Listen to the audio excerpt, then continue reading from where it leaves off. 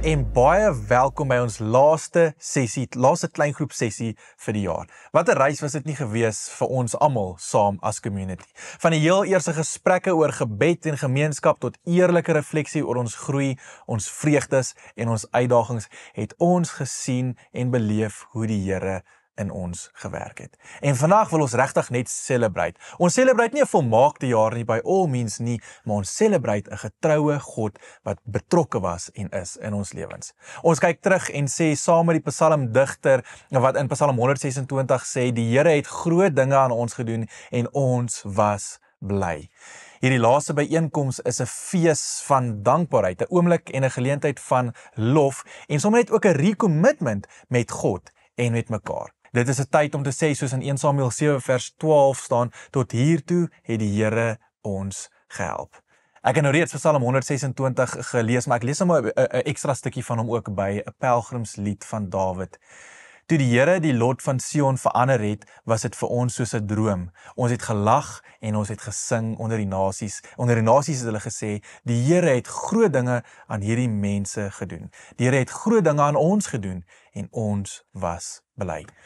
Psalm 126 is 'n loflied van die mense wat uit ballingskap af teruggekeer het. En hulle kyk hier terug en besef, ons is vry. God het dit gedoen. Ons moet hom loof hiervoor. En hulle kon nie anders as om te sing en om te lag nie.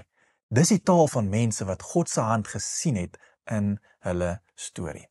Nou elke geestelike reis, maak nie saak hoe groot of hoe klein nie, verdien om van tyd tot tyd gecelebrate te word. Nie omdat alles maklik was nie, maar omdat God getrou was.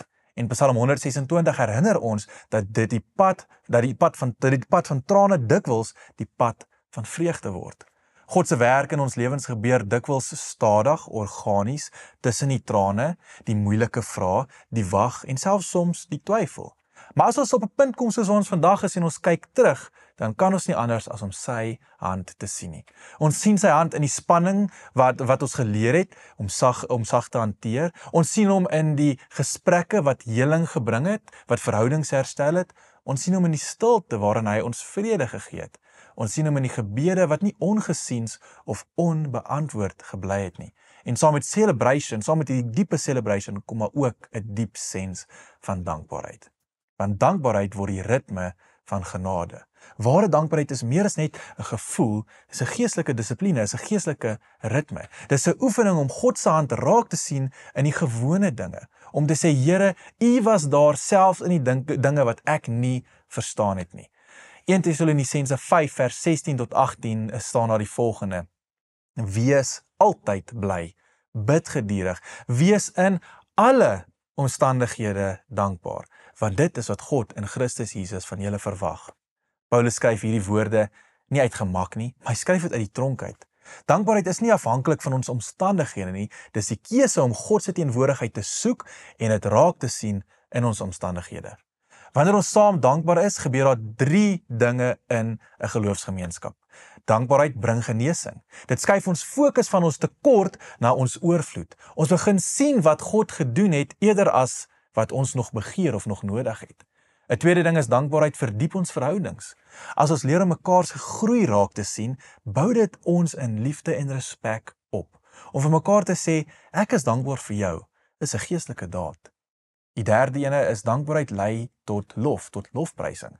Wanneer ons onthou hoe goed God is, begin ons die Here spontaan te loof en te prys. Ons sien God se vingerafdruk in ons eie stories en lof is die natuurlike uitvloeisel daarvan.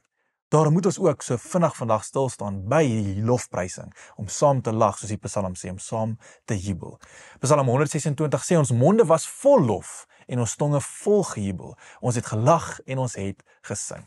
Lofprysing is 'n oorloop van die vreugde en die dankbaarheid. Dis 'n antwoord van 'n hart wat besef, God was en is goed vir my.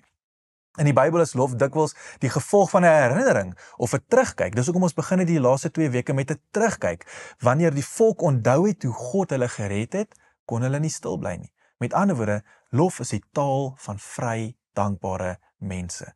Wanneer ons die Here loof en prys, verklaar ons, God is groter as ons foute, hy is sterker as ons vrese en hy is getrouer as ons wankelrige geloof. So mag hierdie kleingroep byeenkoms nie net 'n terugkyk en 'n reflection vir jou wees nie, mag dit vir julle 'n viering, 'n celebration wees, 'n oorloop van vreugde en dankbaarheid, 'n celebration van wat God in julle en deur julle en vir julle hierdie jaar gedoen het. So sing saam, lag saam, getuig saam, vier saam, want die Here was en is goed.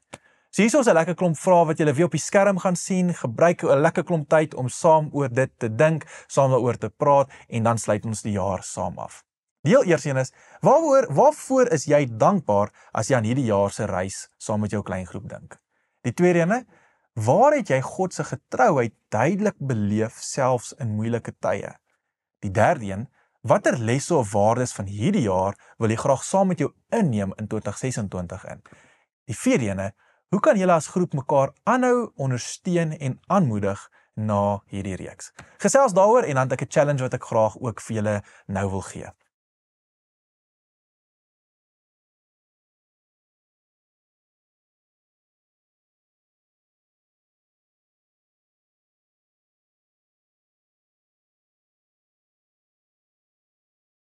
Ek wil julle nou challenge om die volgende oefening saam te doen.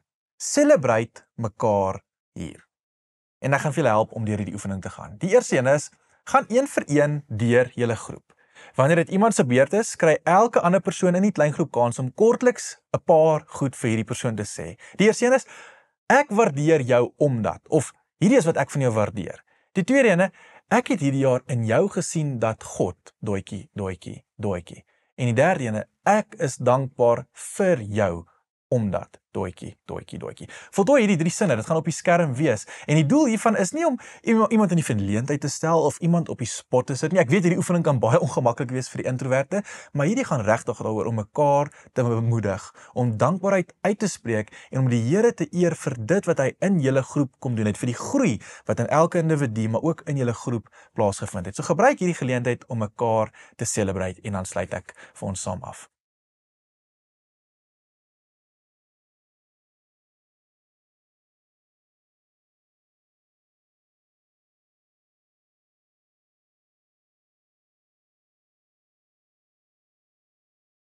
Laastens wil ek julle dan so hier aan die einde van die jaar uitnooi om sommer nou weer te recommit aan mekaar en die Here vir die nuwe jaar wat voorlê. Dit is baie maklik om dit op 1 Januarie te doen wanneer ons almal besig is, ons is uitgerus en besig is om nuwejaarsvoorneme te maak, maar dit is meer realisties om dit nou aan die einde van die jaar, terwyl jy reflekteer, terwyl jy dalk moeg is, en te reflekteer oor die waarde van julle kleingroep weer teenoor mekaar te recommit.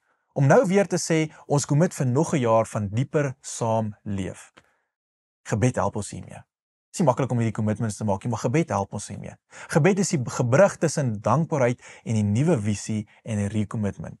Wanneer ons saam bid, herinner ons mekaar, ons is nie klaar nie, want God is nog nie klaar nie.